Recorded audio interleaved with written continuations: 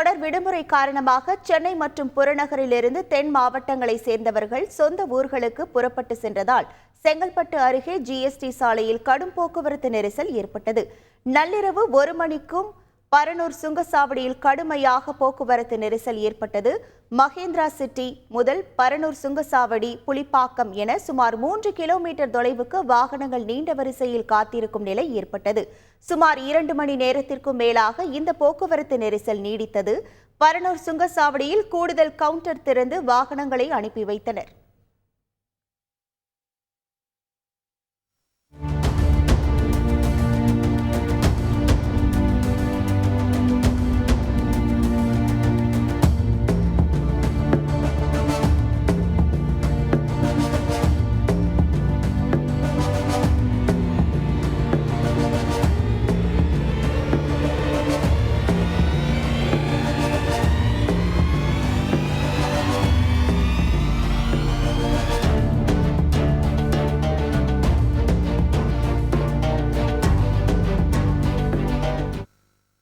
தொடர் விடுமுறை காரணமாக சொந்த ஊர்களுக்கு செல்ல தென் மாவட்டங்களை சேர்ந்தவர்கள் கிளாம்பாக்கம் பேருந்து நிலையத்தில் குவிந்தனர். அரசு சார்பில் சிறப்பு பேருந்துகள் இயக்கப்பட்டாலும் கூட்டம் அதிகமாக இருந்ததால் பேருந்துகளில் இடம் பிடிக்க பயணிகள் முண்டியடித்து சென்றனர். கிளாம்பாக்கத்திலிருந்து முன்பதிவு செய்யப்பட்ட பேருந்துகள் அதிக அளவில் இயக்கப்படுவதால் முன்பதிவு செய்யப்படாத பயணிகள் பேருந்துகளில் ஏற முடியாமல் அவதிப்பட்டனர்.